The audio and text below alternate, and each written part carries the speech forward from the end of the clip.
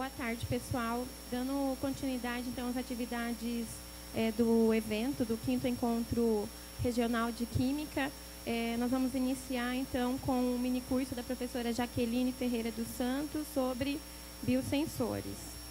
Então, hoje, quem assistiu a palestra ontem, né, já teve uma ideia dessa introdução de biosensores, mas hoje eu vou falar com mais detalhes e de uma forma bem mais simples, né? Então, é uma boa oportunidade para entender como que esses biosensores funcionam. Eu dividi esse minicurso em 2 partes. Não sei se eu vou ter tempo de falar com bastante detalhe das 2 partes, mas vamos ver o que a gente pode fazer, né? Não quero perder meu voo. Então, na primeira parte, eu vou falar sobre a definição desses biosensores, como eles funcionam. Vou dar alguns exemplos do que já tem comercializado e mostrar os princípios de funcionamento deles. Vou falar sobre os elementos de biorreconhecimento, que são os bioreceptores, como que a gente faz os métodos de mobilização. E na segunda parte, eu falo sobre a classificação dos biosensores, enfatizando 2 deles, que são os mais utilizados, os enzimáticos e os eletroquímicos. Se der tempo, eu falo sobre a caracterização do desempenho desses biosensores, que envolve algumas propriedades analíticas, que certamente quem é da química vai ver na disciplina. E vou mostrar, por fim, algumas contribuições científicas e tecnológicas de pesquisadores brasileiros e finalizando, então, colocando algumas perspectivas e desafios nessa área.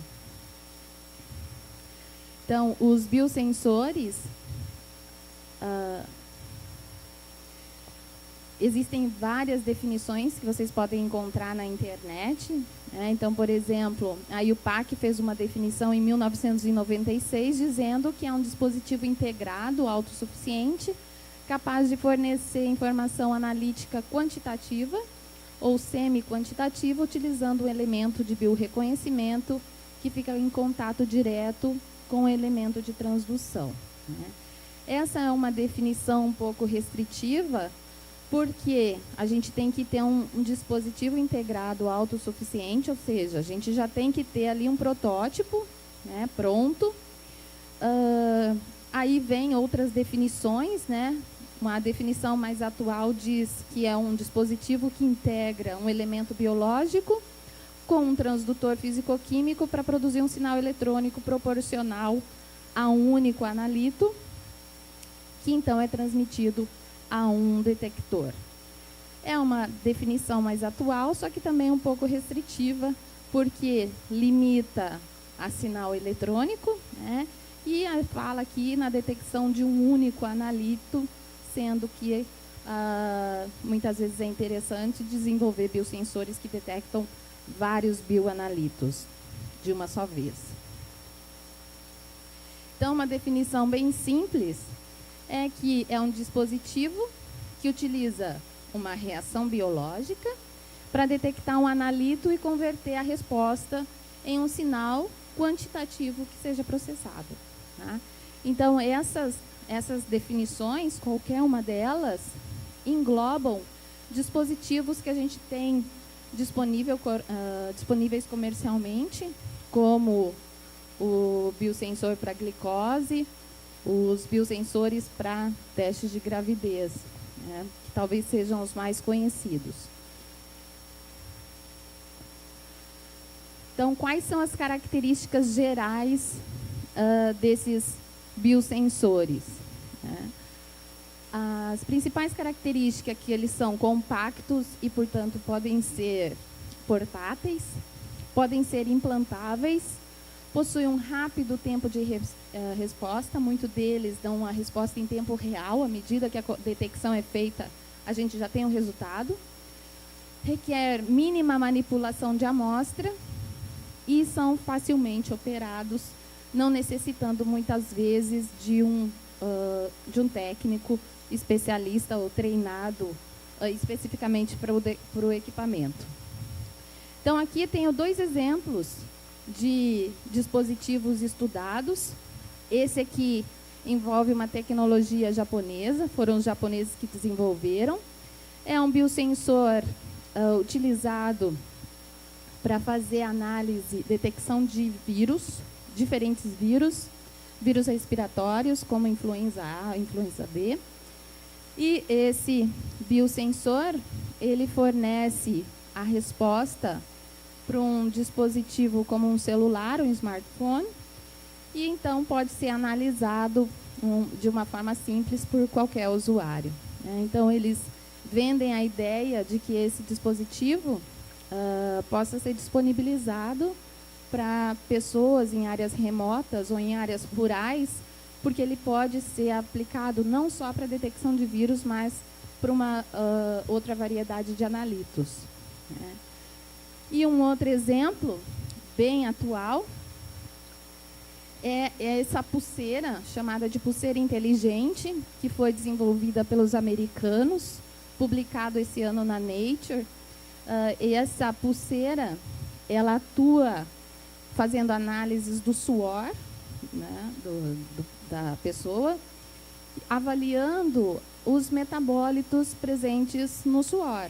Então, avalia, por exemplo, potássio, sódio, glicose, metabólitos e eletrólitos, né? Triglicérides. Então, eles colocam como sendo o primeiro dispositivo que faz uma análise contínua, não invasiva, né?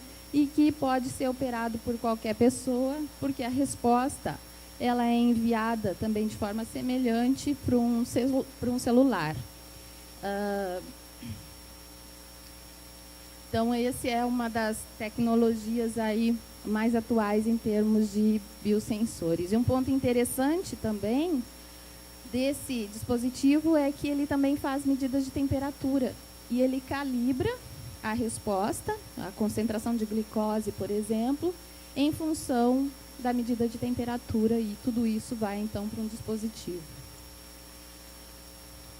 Então, quando nós desenvolvemos um biosensor, nós queremos que ele apresente algumas propriedades para que ele possa, de fato, ser comercializado e chegue nas comunidades. Então, essas propriedades são alta linearidade, alta especificidade, baixo tempo de resposta, baixo limite de detecção.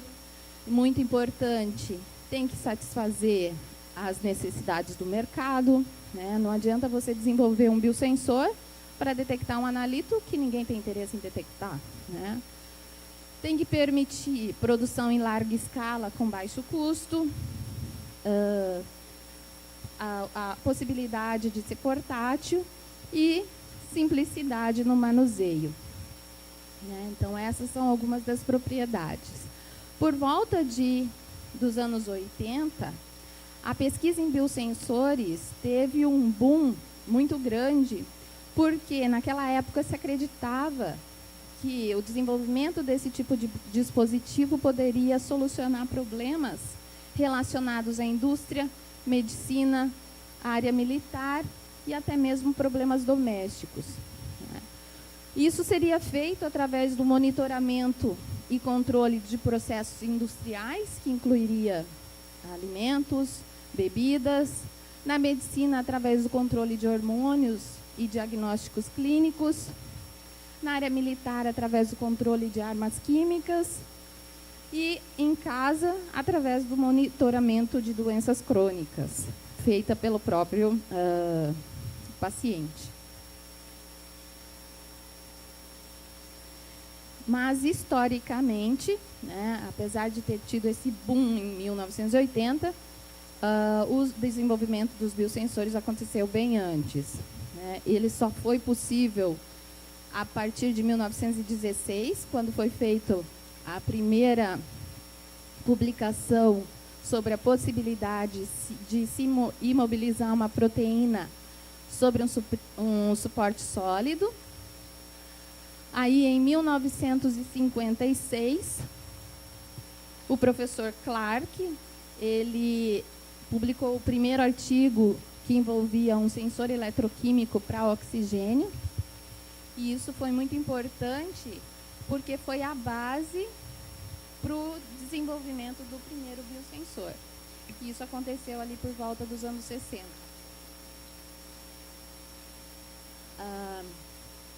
O professor Clark, ele tinha uma vasta experiência em sensores eletroquímicos e ele tinha esse desejo em se detectar diferentes analitos em amostras de sangue. E aí, no simpósio da Academia de Ciências de Nova York, ele fez uma contribuição bem importante, porque ele disse que uma nova geração de sensores inteligentes poderiam ser desenvolvidos através da imobilização de enzimas nesses eletrodos. E aí, ele demonstrou isso através de do desenvolvimento de um biosensor enzimático para a detecção de glicose. Então, nos seus estudos, ele partiu de um sensor eletroquímico para oxigênio, que detectava oxigênio numa solução. Depois, ele isolou a amostra da solução eletrolítica, utilizando uma membrana que permitia a passagem do gás oxigênio. Então, ele conseguia analisar amostras de sangue, o oxigênio migrava em direção ao eletrodo e era então detectado. E aí, para obter o biosensor, o que ele fez? Usou essa membrana para aprisionar aqui a enzima glicose oxidase, que catalisa a reação da glicose. Essa reação envolve oxigênio, então ele já sabia como detectar o oxigênio. E a redução de oxigênio no meio era relacionado por estequiometria, né, aqueles conceitos lá da química geral, eram relacionados com a quantidade de glicose nas amostras de sangue. Aí, na sequência, né, outros pesquisadores ficaram interessados nesses estudos de biosensores e veio, então, a utilização de uma outra enzima, a urease, para a detecção de ureia, tanto em amostras clínicas quanto em amostras ambientais. Aí, em 1975, a Yellow Spring Instruments comercializou o primeiro sensor de glicose, que era o biosensor, na verdade, desenvolvido por Clark. Só foi comercializado em 75. Aí, em 1980, começam a ter destaques também os biosensores ópticos, para amostras, para medida de pH, nesse caso.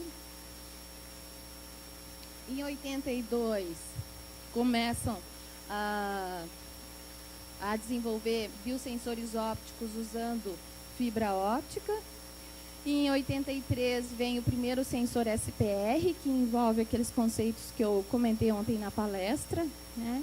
E em 90 foi comercializado o primeiro biosensor SPR, o Biacor, que é utilizado até os dias de hoje.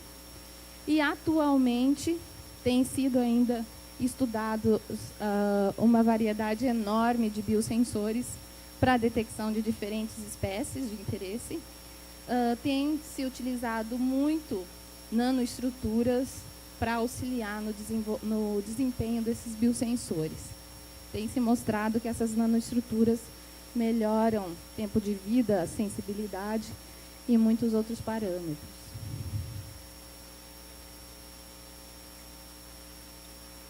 Então, alguns exemplos do que a gente já tem no mercado, né?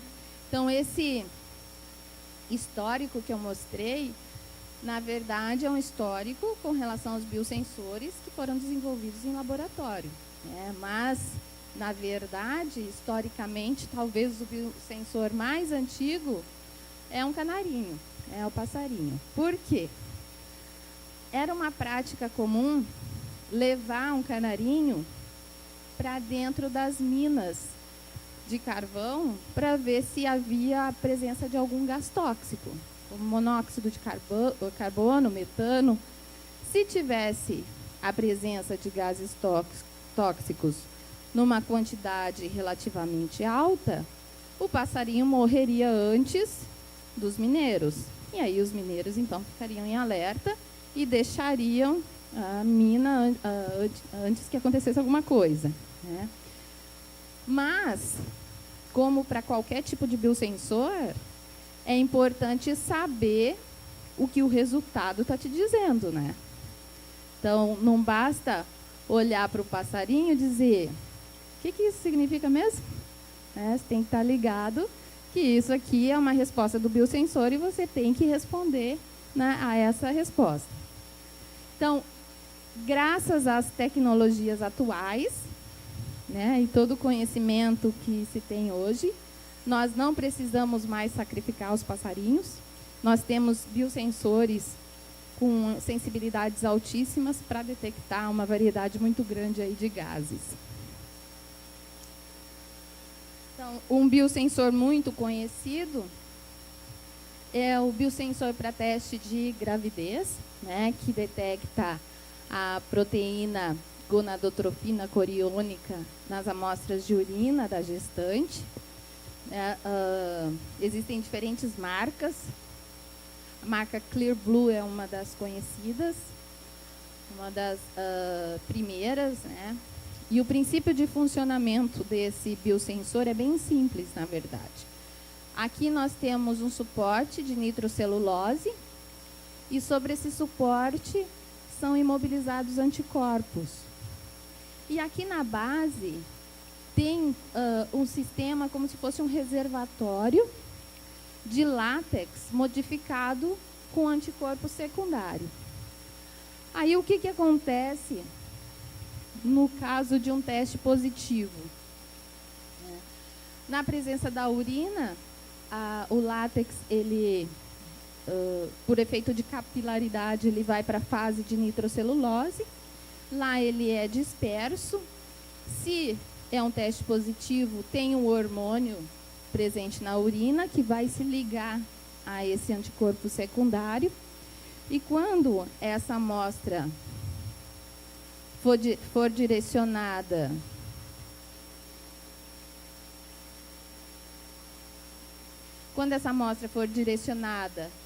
sobre, né, as superfícies dos anticorpos fixos, eles vão se ligar numa estrutura sanduíche e aqui nessa linha tem imobilizadas enzimas que, quando essa detecção ocorre, elas catalisam uma reação que gera um produto colorido e a gente visualiza a linha ficando azul ou vermelha, dependendo da marca do biosensor, né? Geralmente, o resultado é interpretado da seguinte forma: se aparecer uma linha, é negativo; se aparecer duas linhas, fica muito feliz ou chora, porque o teste deu positivo, né? E aí, como que a linha, uma das linhas é a linha de referência, né? E como que essa linha funciona?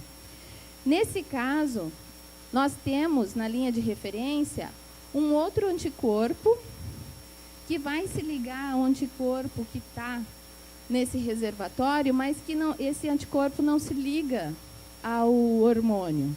Então, essa reação vai acontecer de todo jeito. Um teste positivo ou negativo vai estar ali. Então, a ideia é só que tenha a mudança da coloração provocada pela enzima para que o paciente, ali, a pessoa, saiba o que esperar, o que ver se o teste der positivo. E no caso de um teste negativo, como não ocorre a interação aqui do hormônio com o anticorpo, então essa biomolécula não vai ligar nos anticorpos que estão fixos aqui na linha, e aí não vai ocorrer mudança de coloração e a gente não vai ver nada.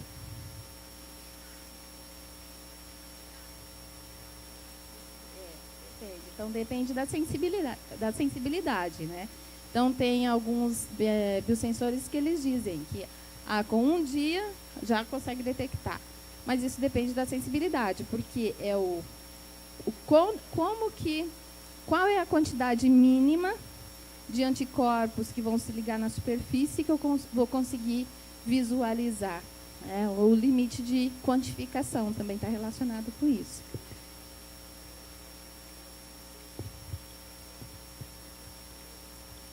relacionada com anticorpos presentes. Eu sou um exemplo vivo, né? Eu sou uma gestante. E eu fiz 2 testes de farmácia, os 2 deram negativo. Então, é porque a sensibilidade não era boa o suficiente. Como eu fiz o teste no estágio muito inicial da gestação, a sensibilidade não era suficiente para detectar aquelas quantidades muito pequenas de hormônios. Então, esse é um desafio em termos da pesquisa, conseguir sistemas semelhantes, mas com uma sensibilidade muito maior, né?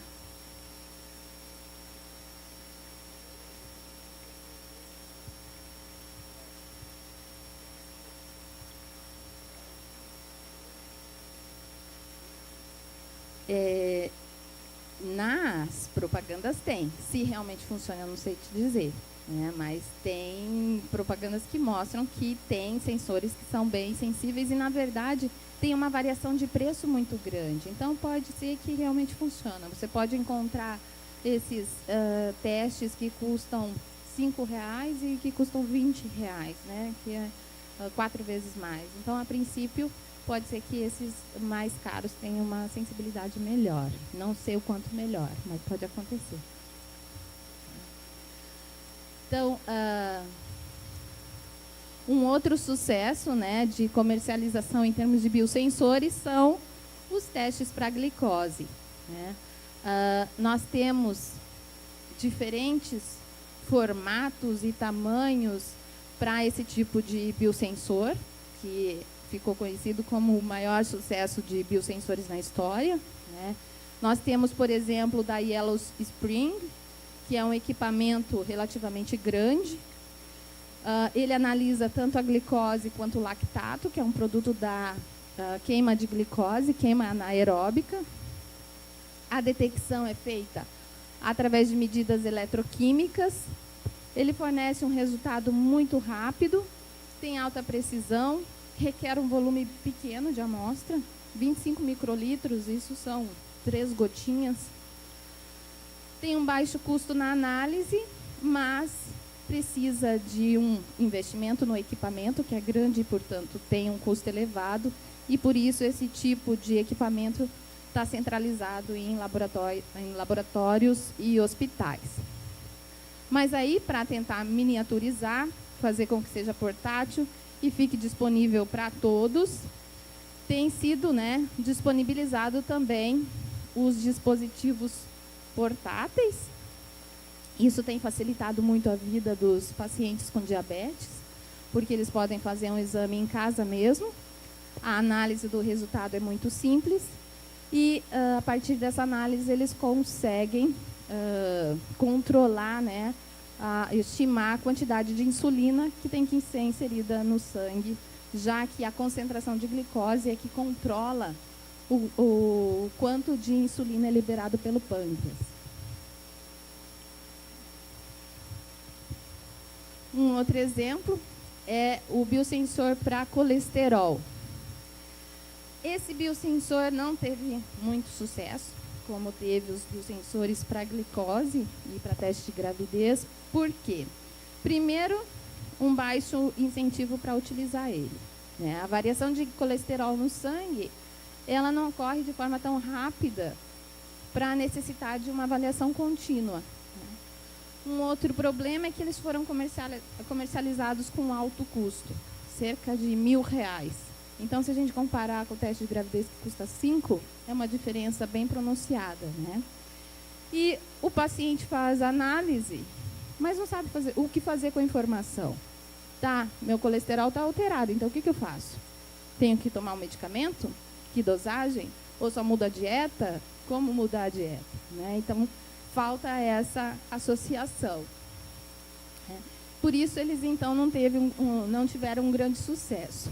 Aí, o que os pesquisadores fizeram? Integraram essa resposta com outras coisas mais interessantes. Então, produziram biosensores que detectam não só o colesterol, mas também glicose, triglicérides, e colocaram tudo num dispositivo para tentar justificar o preço, que aí é na faixa de R$1.500.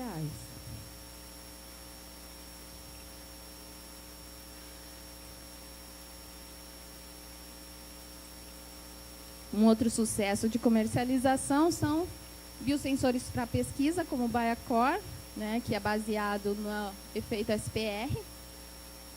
Esses biosensores, eles têm várias vantagens, falei bastante deles ontem, né? Mas tem um custo bastante elevado, por isso tem sido aplicado só na pesquisa, tem auxiliado na descoberta de fármacos, na análise de alimentos, em diagnósticos clínicos, no estudo de interação entre biomoléculas, mas como nós temos um sistema muito caro, os pesquisadores têm criado, então, alternativas para tentar miniaturizar esse biosensor, né? E eu mostrei algumas das alternativas na palestra de ontem.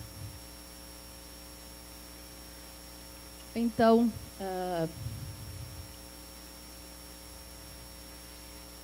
se já tem, né, vários dispositivos comercializados, por que gastar energia, focar energia na pesquisa nesse tipo de dispositivo, né? O problema é que alguns dos dispositivos comercializados têm uma análise complicada, que requer um procedimento trabalhoso, ou seja, precisa de um analista com treinamento específico. Muitos deles são demorados, a gente quer resposta rápida, né? A gente quer detecção precoce, por exemplo. E muitos deles são caros. A gente quer disponibilizar um dispositivo que possa ter, que toda a comunidade possa ter acesso, né? Independente do país de origem, independente da comunidade onde vive, qualquer pessoa possa ter acesso a esse tipo de tecnologia. Então, o que aconteceu nos últimos 4 anos? Conseguimos desenvolver biosensores com propriedades excelentes. Fizemos integração desses biosensores com sistemas elétricos complexos, né? Só que essa integração ainda tem um custo caro e, por isso, está concentrada nos laboratórios, porque exige usuários treinados. E, em virtude disso, tudo tem caminhado em direção à miniaturização. Porque daí nós vamos poder usar componentes mais baratos, né, em sistemas integrados menores, e isso viabiliza a produção em massa. Né? Então, é como o exemplo que eu usei ontem, quando eu falei nas detecções por imagem. Então, no laboratório, a gente usa um laser que custa $5.000. Quando a gente miniaturiza, né, torna o sistema miniaturizado, pequeno, eu posso usar um laser como esse. Sei lá, a gente encontra por R$100. Né? Então, o custo diminui de forma significativa. E aí a gente pode migrar para um LED que diminui ainda mais os custos. Então, como que a gente desenvolve um biosensor e qual que é a base, né, do funcionamento deles? Então, basicamente, nós temos um bioreceptor, um transdutor e um sistema eletrônico. Tá? Então, o analito, que é a espécie que a gente quer detectar, ele vai se ligar a um bioreceptor através de uma interação de alta especificidade. Esse biosensor pode ser enzimas, células, aptâmeros, DNA, micro-organismos, anticorpos, podem ser os mais variados possíveis. E aí, esse biorreconhecimento vai gerar uma mudança na luz, no calor, mudanças de pH, mudanças de massa, vai gerar uma resposta. Essa resposta, ela é convertida, na verdade, através de um transdutor. O transdutor vai converter a energia relacionada à interação, bioreceptor analito, em uma energia que seja mensurável. Né? Então, ele vai fazer isso através do que a gente chama de sinalização. Esse sinal vai, então, para um sistema eletrônico complexo, onde vai ser processado para ser, então, convertido a um sinal digital e direcionado para um display, que pode ser um monitor, pode ser um celular, onde vai tornar esse resultado amigável para o usuário. Então, ele pode gerar um gráfico, ele pode gerar uma imagem, pode gerar uma tabela de dados, aí depende do tipo de biosensor. Então, o analito, ele pode estar presente em diferentes tipos de amostras. Então, ele pode estar presente em culturas de células, amostras humanas, urina, suor, saliva. Pode estar presente em amostras alimentícias, amostras ambientais, solo, ar, água. Né? E aí nós, então, analisamos essa variedade de amostra, usando o elemento de biorreconhecimento. E o transdutor também pode ser uma variedade enorme de materiais, né? Nanopartículas ou eletrodos simples. E isso, então, vai para o sistema eletrônico que vai ajudar a gente a interpretar o resultado. O analito, eu vou falar um pouquinho mais sobre ele daqui a pouco. Se ficar na dúvida, você me pergunta de novo. Então, essa detecção, a gente pode fazer uma analogia com o nosso sistema biológico. Imaginem, por exemplo, que a gente queira detectar o café. E a gente pode usar o aroma do café para fazer a detecção. Então, aposto que veio no cérebro de vocês qual é o cheiro do café. Né? Então, a gente guarda isso na memória. Então, pensando no café, nós temos aqui o elemento de biorreconhecimento que estão ali nas membranas olfativas do nosso nariz. Esse processo, então, esse sinal é convertido através das células nervosas olfativas que vão ser processados no nosso cérebro e daí nós vamos identificar isso aí é café. Né? Então, funciona de uma forma semelhante, mas num sistema portátil. Então, o que é o analito? Então, o analito é o que vai ser detectado. O que você quer investigar? O que você está interessado em saber que tenha numa determinada amostra? Pode ser uma proteína, uma toxina, um peptídeo, vitamina, açúcar, íon. Pode ser um marcador de doença, pode ser um marcador de câncer, pode ser um marcador de doenças degenerativas, Alzheimer, pode ser para detectar AIDS, pode ser para detectar toxinas, pesticidas, enfim, depende do que você quer detectar, o que você quer estudar. Então, o analito é a espécie de interesse, aquela que você quer encontrar na amostra, aquela que você quer enxergar. Né? E como que a gente faz para que esse analito encontre o biorreceptor na superfície do biosensor? A gente pode usar diferentes técnicas. Pode usar, por exemplo, a microfluídica, que eu mostrei ontem na palestra. Nós podemos usar um sistema de pré-concentração, filtração e seleção, que não é adequado, porque a gente aumenta a complexidade do sistema. Podemos usar processos mecânicos, como agitação, para aumentar a probabilidade da espécie encontrar a superfície sensível, ou pode ocorrer simplesmente por difusão. Né? Então, a gente pinga, por exemplo, uma amostra sobre a superfície sensora e o analito vai difundir em direção ao biosensor.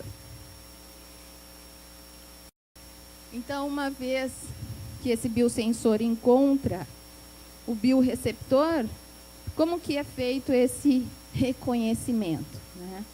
Então, a grande vantagem de usar o biorreceptor, né, que é a base do desenvolvimento de biosensores, é o fato de que eles têm interações muito específicas tem uma alta afinidade por espécies específicas. Então, por exemplo, o antígeno e o anticorpo, existe um par específico antígeno-anticorpo. O anticorpo só vai se ligar no seu antígeno correspondente. A mesma coisa acontece com a maioria das enzimas. Elas catalisam reações específicas, né? Com os fragmentos de DNA, a mesma coisa, né? As fitas que se complementam, elas têm que ter uma sequência definida, caso contrário, elas não vão se complementar.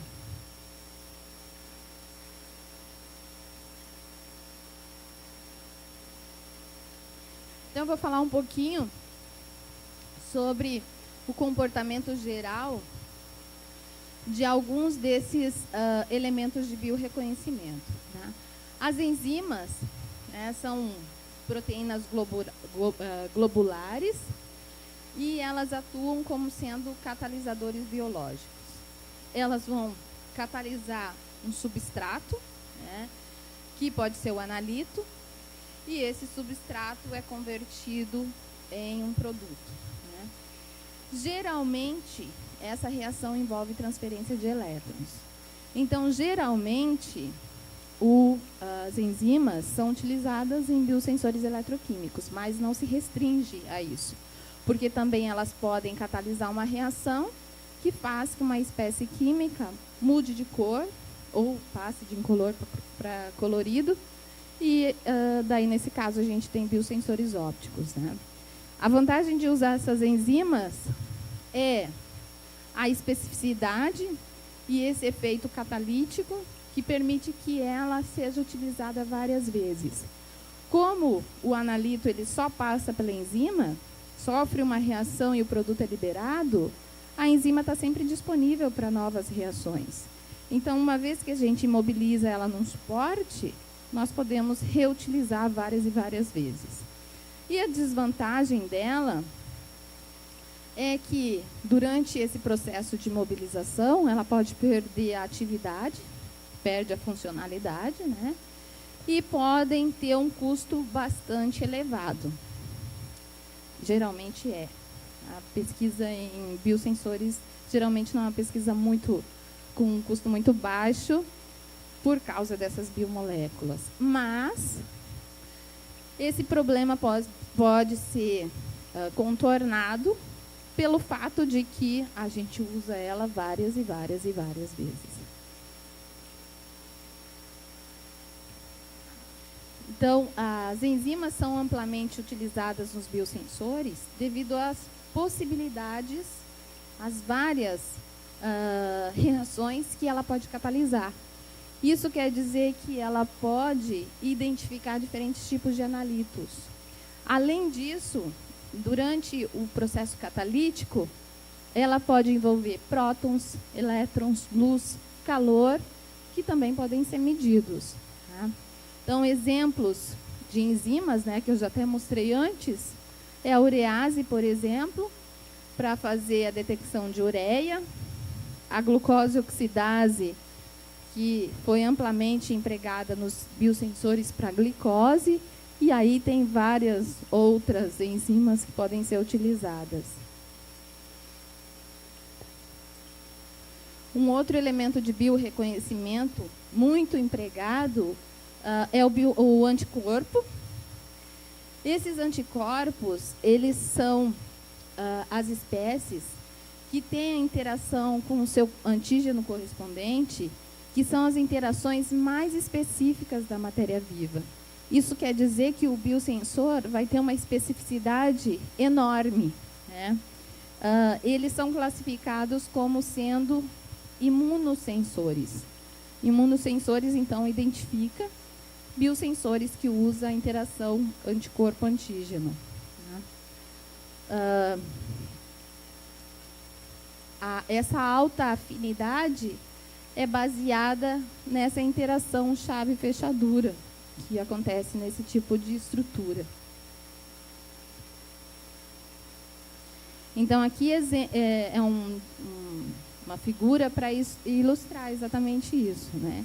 Então, o anticorpo está representado aqui com essa figura. O analito é um losango e a espécie interferente aqui é um círculo. E é o que acontece, essa espécie ela não consegue se encaixar nessa estrutura, então ela não vai ficar presa ali.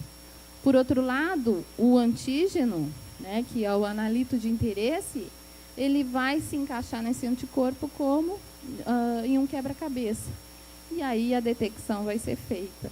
E essa alta afinidade se reflete na constante de equilíbrio, né, a constante de afinidade, que é da ordem de 10 a 6.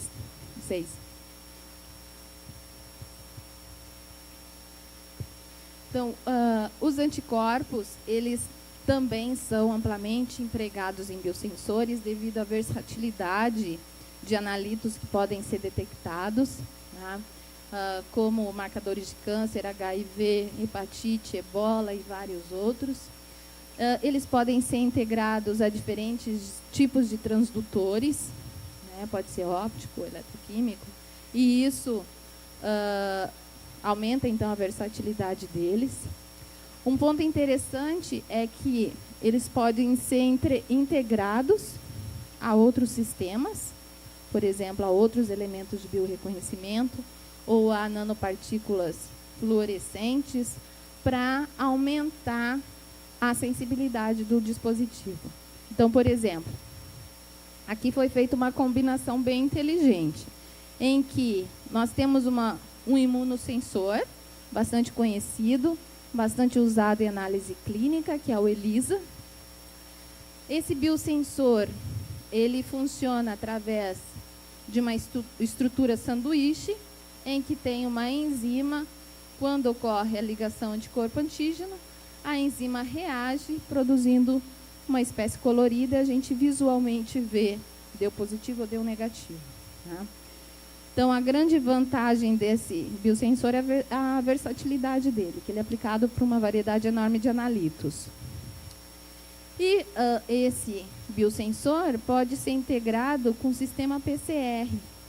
O sistema PCR, que é Polymer Chain Reaction, ele faz a amplificação dos fragmentos de DNA, RNA. E aí, ele então, esse tipo de resposta, ela tem uma sensibilidade enorme. E aí, fazendo essa integração, consegue-se aumentar essa sensibilidade em cerca de 10.000 vezes. Tá? O inconveniente é que essa detecção tem que ser feita no equipamento, né, por um analista. E aí, lógico, pesquisas têm sido feitas para miniaturizar também essa detecção, usando microfluídica, usando câmaras de reação, para tentar, então, fazer dispositivos portáteis. Uma outra configuração também não muito usual é essa que usa dendrímeros de anticorpos.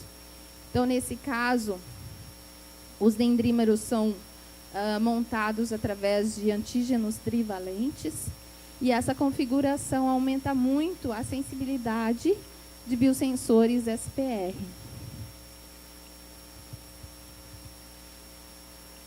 Então, os anticorpos apresentam várias vantagens, né? Principalmente em termos da seletividade, da força de ligação que eles têm. São quimicamente estáveis, mais estáveis que as enzimas.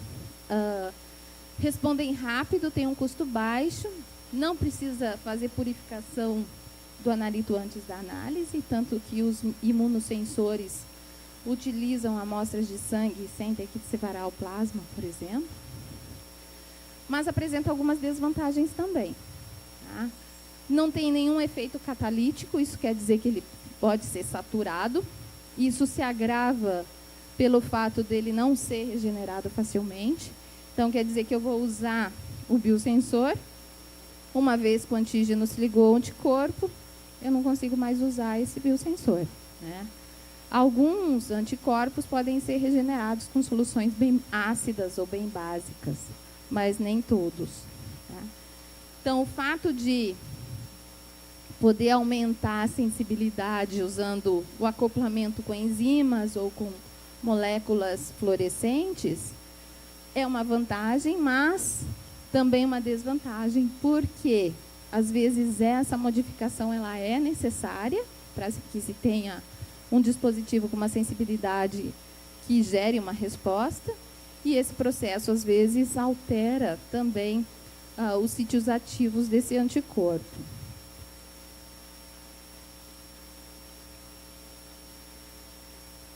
Então, o exemplo mais comum é o ELISA, né, que eu mostrei antes, que é o exemplo mais comum de imunossensor, onde nós temos imobilizado num suporte sólido o anticorpo. O antígeno se liga a esse anticorpo, e aí o anticorpo secundário é modificado, é marcado com uma enzima, e quando essa ligação acontece, a enzima catalisa uma reação, gerando um produto colorido, e a gente pode, então, visualizar o resultado.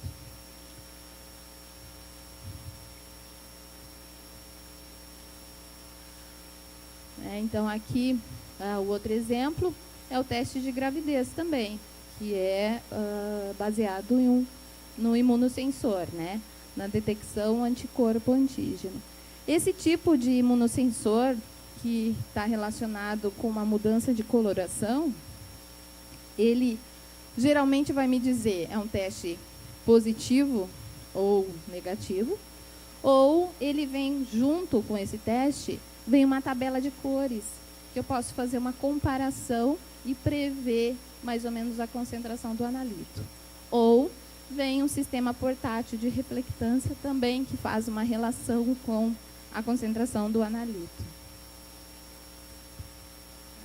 Esse é um trabalho que o nosso grupo publicou, em que nós utilizamos também um imunossensor, né? Nesse caso, nós fizemos a imobilização anticorpo-antígeno relacionados ao câncer de ovário. E nesse trabalho a vantagem é que a gente não precisou marcar essas biomoléculas para obter uma alta sensibilidade devido ao efeito da ressonância de plasma de superfície localizado nessas nanoestruturas, né, que é o assunto, foi assunto da palestra de ontem.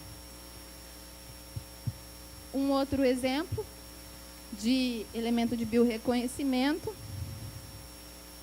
é os micro-organismos. Né? Os micro-organismos, eles vão funcionar de forma semelhante aos biosensores enzimáticos. Os micro-organismos, como as bactérias, né, têm nas suas estruturas várias enzimas que podem, então, catalisar as reações. A primeira descrição foi feita em 1977, né, quando o pesquisador ele imobilizou uma pasta contendo células vivas em um eletrodo e aplicou esse biosensor. Então, existem vários micro-organismos que podem ser utilizados, né?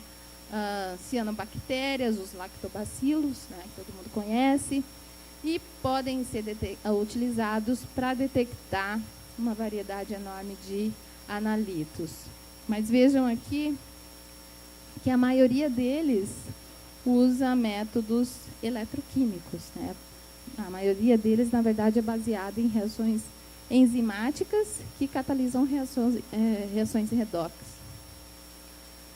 Então, aqui é um exemplo de um biosensor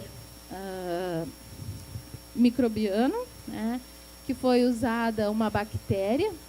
Ela foi imobilizada em eletrodos feitos de óxido de grafeno ou híbridos de grafeno com nanopartícula de prata. Esse biosensor foi aplicado para glicose.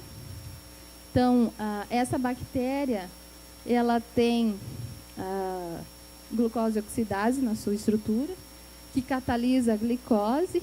A glicose, então, vai gerar elétrons no processo redox, que vão ser transferidos para um mediador, que vai fazer a transferência desses elétrons entre a enzima, o analito, e a superfície do eletrodo. Então, os micro-organismos, eles têm algumas vantagens quando a gente compara com os biosensores enzimáticos clássicos, puros, né? Por exemplo, a simplicidade, baixo custo, um maior tempo de vida, já que a enzima está no seu ambiente natural. Nós podemos recuperar a camada de micro-organismo, colocando ele em um ambiente nutritivo adequado. Nós podemos construir um dispositivo mesmo quando a enzima relevante ainda não foi isolada, não foi comercializada. Então, a gente parte do micro-organismo que contém enzima. Né? E também quando essas enzimas ou cofatores são muito caros individualmente, aí a gente usa esses micro-organismos. Mas os enzimáticos também se destacam em relação aos micro-organismos em termos de especificidade, tempo de resposta e reprodutibilidade. Porque no micro-organismo tem várias enzimas que vão poder responder simultaneamente. E isso pode ser um inconveniente, pode virar uma interferência, né? E quando a gente tem a enzima pura, eu vou ter a resposta só de uma única espécie.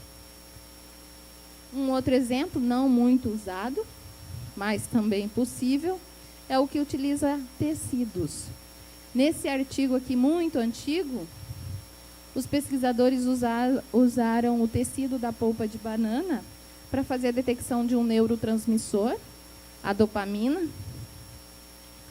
E aí eles, então, fizeram o aprisionamento do tecido num eletrodo, então as medidas eram eletroquímicas, e avaliaram a resposta em função da concentração de dopamina, obtiveram aí uma relação linear, mostrando que realmente funciona. Então, tanto os micro-organismos quanto os tecidos têm comportamentos semelhantes. Por quê? São estruturas que vão ter no seu ambiente várias enzimas, então os dois vão ter a relação da perda de seletividade, né, devido a essa mistura de enzima. Os dois vão ter um custo menor do que o da enzima isolada, mas nós temos uma maior estabilidade devido ao ambiente da enzima, que é mantido o mais natural possível. Um outro exemplo de elementos de biorreconhecimento são os aptâmeros, que são os DNA, RNA, né? Eles também passam a denominar uma nova classe de biosensores, que são os aptasensores. Os DNAs, né, e RNA, eles estão relacionados com a duplicação genética, né, das células vivas. E, basicamente, o DNA ele é composto de duas fitas, constituído das bases nucleotídicas adenina, timina, guanina e citosina, enquanto que o RNA ele é composto de um polímero linear,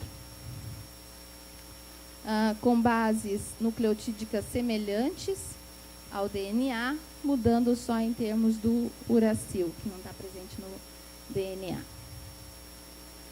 Esse tipo de elemento de biorreconhecimento também tem uma versatilidade enorme no tipo de detecção que pode ser aplicado, né? Podem ser diferentes doenças, por exemplo.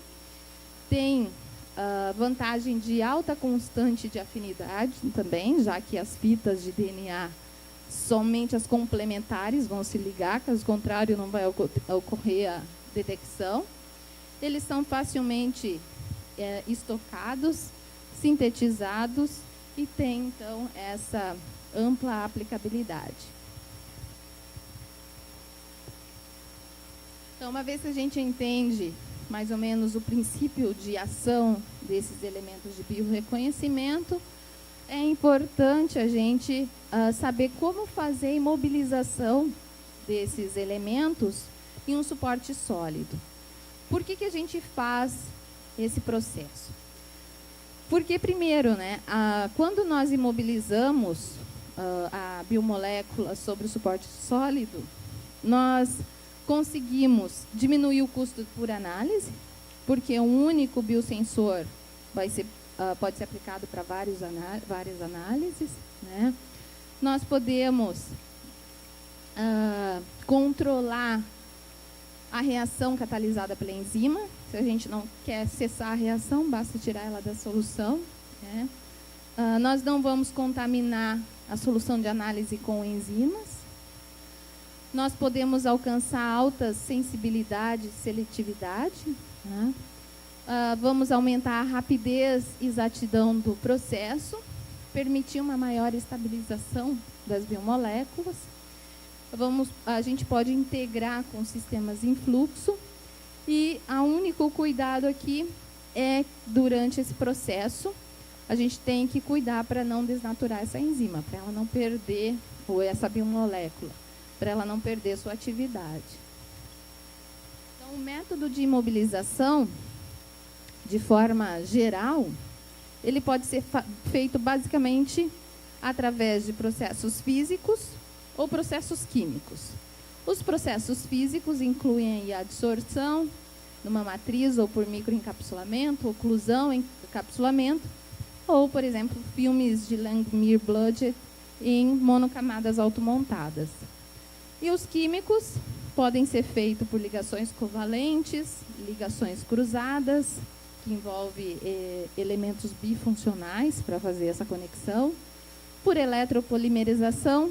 Nesse caso, a gente tem que ter um material condutor, ou pela formação de micelas. Nesse caso, a gente tem que ter estruturas semelhantes a surfactantes, né, que tem uma cabeça hidrofílica, que fica em contato com a água, e uma cauda hidrofóbica, que fica presa dentro da micela. O método de imobilização e a escolha do método é fundamental para a estabilidade do biosensor. Por exemplo, se a gente tiver um biosensor em que nós temos as enzimas livres em solução, nós vamos conseguir fazer cerca de 25 a 50 determinações, 25 a 50 análises. Se nós fizermos a imobilização dessa biomolécula por um processo físico, nós passamos a conseguir fazer em torno de 50 a 100 determinações com o mesmo biosensor. E se a gente partir por um método químico, a gente consegue fazer em torno de 200 a 1000 determinações, né? São variações muito grandes e essas variações vão depender de como esse processo é feito, né? Quais as etapas envolvidas no processo.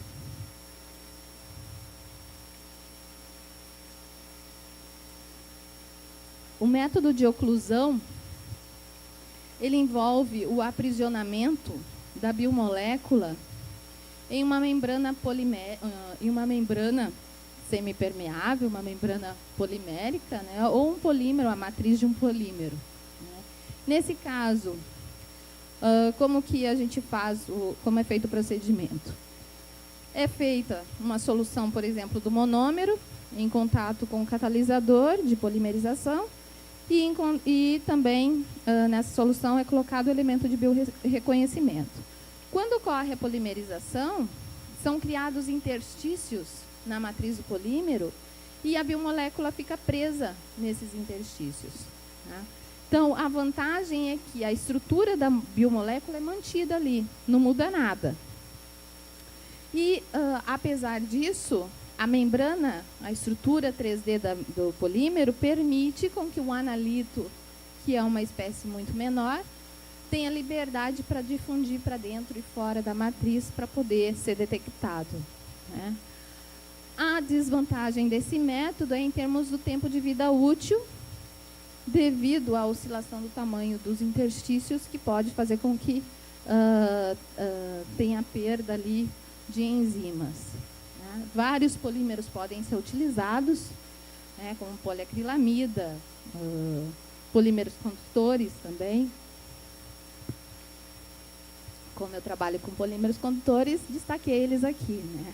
Então, os polímeros condutores são polímeros que têm duplas ligações conjugadas, né, como polipirrol, polianilina, E esses polímeros eles têm sido muito empregados para aprisionar, para fazer imobilização de biomoléculas, porque eles aumentam a velocidade, sensibilidade e versatilidade do biosensor, são facilmente preparados e altamente estáveis em temperatura ambiente, e eles possuem excelente condutividade. Então, a oclusão apresenta as vantagens de permitir com que espécies de baixo peso molecular difundem livremente, né? Mantém a estrutura da ligação, a estrutura da biomolécula, né? Isso faz com que não perca suas atividades. A desvantagem é que somente analitos de baixa massa molecular vão poder ser detectados. Tá? Pode ocorrer a desnaturação do sítio ativo devido a radicais livres gerados durante a polimerização. E a variação de poro pode fazer com que haja essa perda, então, de enzimas, a variação do tamanho de poros. A microencapsulação é um método muito parecido com o da oclusão. A única diferença aqui é que nós utilizamos microesferas semipermeáveis e, nesse caso, a gente consegue fazer a imobilização de um número maior de biomoléculas, mas isso requer uma concentração maior durante o processo e isso passa a ser uma desvantagem. A encapsulação, né, apesar do nome ser bem parecido com a microencapsulação, o processo é bem diferente. Nesse caso, é feito o aprisionamento da biomolécula atrás de uma membrana, que é a configuração usada lá nos primeiros biosensores, como aquele biosensor de glicose desenvolvido por Clark. Tá? E aí várias membranas podem ser utilizadas. A escolha da membrana vai depender da característica dela, né? Por exemplo, a celulose, ela é bem seletiva para moléculas bem pequenas, como o peróxido de hidrogênio. O Nafion, ele é muito usado devido à alta estabilidade térmica dele, propriedades anti-Fulling, que é uma superfície onde as moléculas não ficam aderidas facilmente. A quitosana também é muito utilizada, principalmente devido à biocompatibilidade, né? Então, a utilização de encapsulação tem algumas vantagens, como a estabilidade que se dá à enzima, fazendo com que o biosensor seja bem confiável. As ligações são bem próximas do biomaterial com o transdutor, já que a membrana fica por fora, né, dessa estrutura. E a desvantagem é que, como é permeável para moléculas pequenas, isso pode permitir com que interferentes também passem através dessas membranas. O processo de adsorção é amplamente empregado, porque ele permite utilizar uma variedade de suportes sólidos infinita, né? A gente pode usar vidro, papel, metal. Então, a vantagem é a simplicidade e essa variedade de suportes. E a desvantagem é que o método, para manter a atividade da enzima, por exemplo, nós temos que fazer um controle bem fino em termos das condições, pH, temperatura, solvente utilizado. Geralmente tem que ser uma solução com pH controlado. Então, a adsorção por interação eletrostática é um método bem simples que utiliza do fato de espécies terem cargas opostas e se atraírem.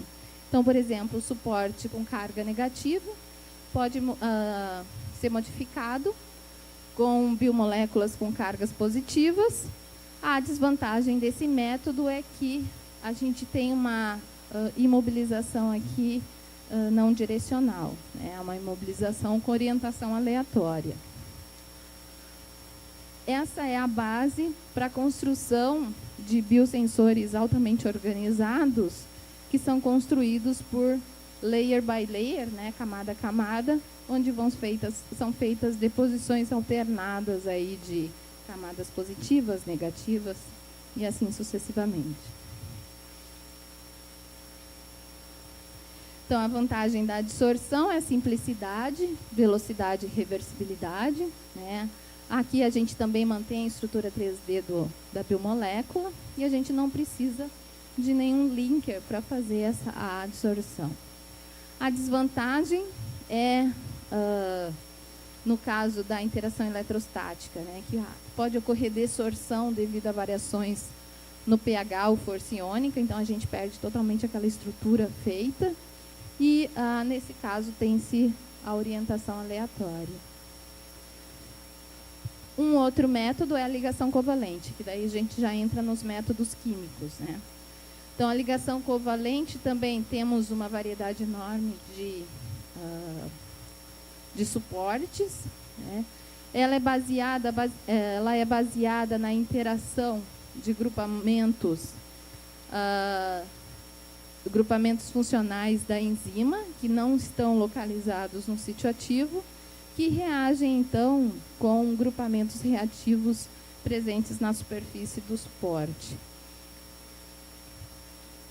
Então, nesse trabalho desenvolvido pelo nosso grupo, nós utilizamos essa metodologia de adsorção química por ligação covalente para fazer a imobilização de anticorpos para detectar câncer de mama.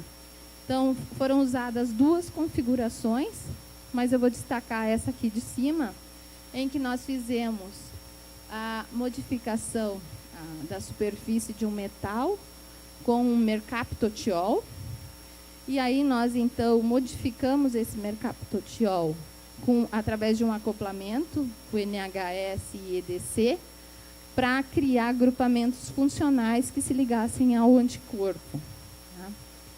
Então, para a gente entender melhor o que está acontecendo ali, então, o metal, na superfície do metal foram gerados grupamentos ácidos.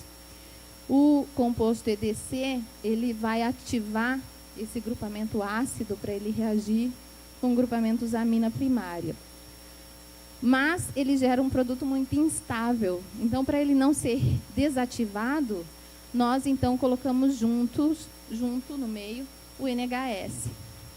E aí, então, nós conseguimos fazer essa adsorção química através desse grupamento gerado com aminas primárias presentes em várias biomoléculas, como enzimas, proteínas e anticorpos. Esse método é muito utilizado na literatura, então aqui é um outro exemplo em que o mesmo método foi utilizado para fazer a detecção de um marcador do benzoalfa-pireno, que é um poluente, um mutagênico extremamente cancerígeno, presente aí na poluição, originado, por exemplo, da exaustão de carros, né?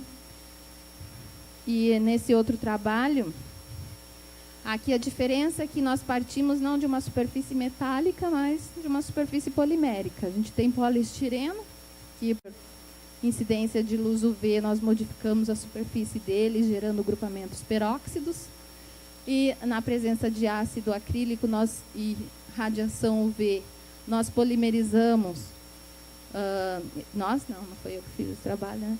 Eles polimerizaram o ácido acrílico aqui na superfície e para então modificar com esse acoplamento EDC-NHS para fazer a imobilização da proteína, né? Eles dizem que a vantagem do método é poder coordenar, organizar a quantidade de enzimas que é imobilizada nessa superfície. Então, o método de imobilização covalente, a gente tem a vantagem de que a enzima vai ficar presa na superfície, ela não vai sair dali. A gente pode controlar a orientação que ela vai ser imobilizada. E a desvantagem é que a gente precisa controlar muito esse método para a enzima ou a biomolécula não perder sua atividade. não perder a funcionalidade do sítio ativo. A ligação cruzada, né, nós temos então, nós precisamos usar um reagente bifuncional, que vai fazer a interação da biomolécula com um substrato sólido. Podem ser utilizadas uma variedade enorme de reagentes bifuncionais, mas o glutaraldeído talvez é o mais utilizado.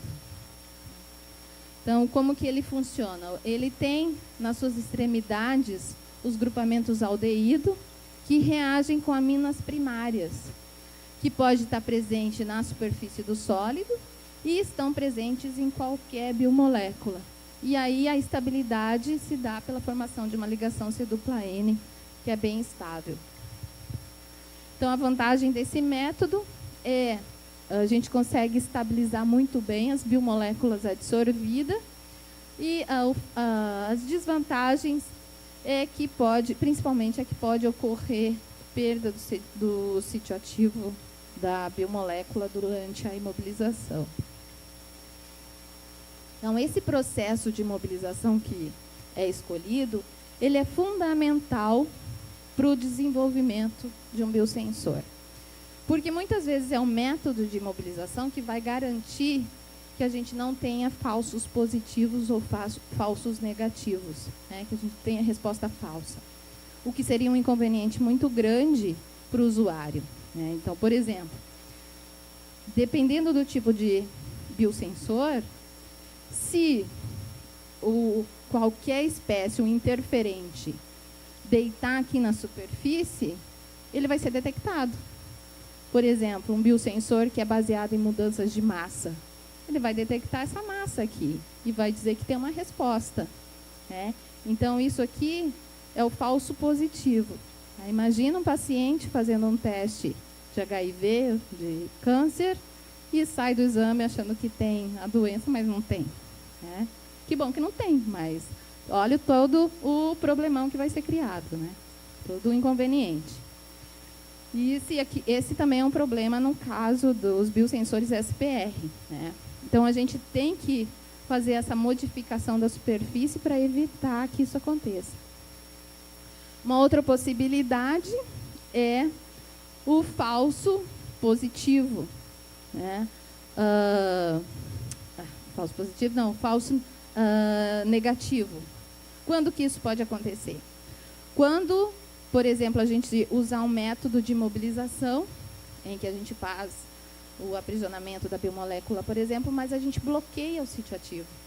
O analito não consegue chegar na superfície biorreceptora.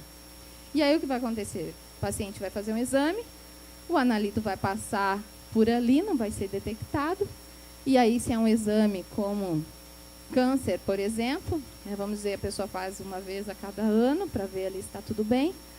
Ela fez o exame e está tudo bem, não deu negativo. Aí ela volta daqui um ano para fazer o exame, a doença já está avançada, as chances de cura diminuem drasticamente, e daí se tem mais um problemão, né? Então, esse cuidado é fundamental, tem que ser tomado. Então, uma vez que houve a imobilização, houve a detecção, como que a gente identifica que o analito foi reconhecido, né? Isso é feito, então, através do transdutor, gerando um sinal. A gente viu lá que tem vários sinais que podem ser gerados. Eu destaco aqui 2, o óptico e o eletroquímico, porque são métodos que usualmente se consegue alta sensibilidade e seletividade. Muitas vezes acontece do analito ser detectado, mas a gente não conseguir enxergar essa resposta, né? Que é o caso, por exemplo, que a professora Rafaela tinha comentado, dos testes de gravidez no início, em que a concentração do hormônio é tão baixa que a gente não consegue detectar. Então, a gente tem estratégias para melhorar essa sensibilidade. A gente pode, por exemplo, integrar com um sinal secundário, né? E esse sinal secundário pode vir de partículas magnéticas, espécies fluorescentes, ponto quânticos ou enzimas, que é feito, por exemplo, naquele imuno-PCR, né? Foi a estratégia utilizada lá.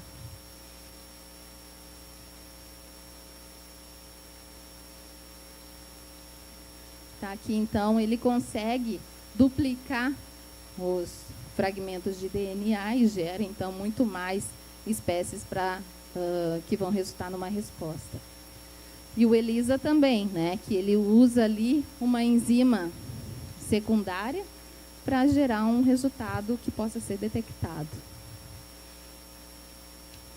Quando nós fazemos a detecção, nós podemos ter uma resposta visual, simplesmente vai nos dizer é positivo ou é negativo, ou a gente pode fazer, que é o que os pesquisadores geralmente fazem, uma aquisição da resposta, que pode ser em função de qualquer variável, né?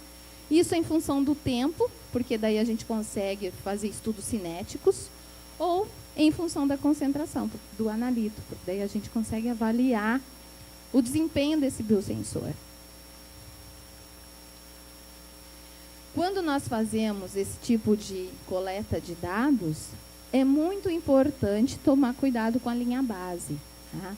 A gente consegue quantificar o ruído da linha base através dessa equação, né, que é a raiz quadrada da média dos dados.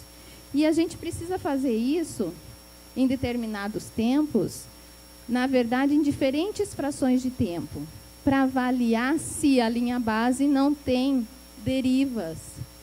Porque se isso acontecer na resposta do seu biosensor, aqui essa linha base é sem nada, não tem analito, não tem nada, é o branco da medida. Mas como ela está variando, pode ser que você atribua essa variação a uma resposta do seu biosensor, que na verdade não é real. Então a gente tem que cuidar com relação à linha base. Também temos que cuidar com relação a algumas fontes de erro que pode acontecer durante a medida, como, por exemplo, uma amostra heterogênea, que não é representativa, se usa microfluídica, presença de bolhas ou artefatos de fluxo, temperatura, que pode afetar o comportamento do biosensor, interferência eletromagnética, instabilidade eletrônica, ou a própria camada de detecção instável também podem ser fontes de erro durante a medida, e a gente tem que cuidar muito disso aí. Então, essa é a primeira parte do minicurso. Acho que a gente vai dar um intervalinho agora, uns 10 minutinhos, e aí nós voltamos, 10 minutinhos mesmo, senão não dá tempo de eu falar muita coisa na segunda parte.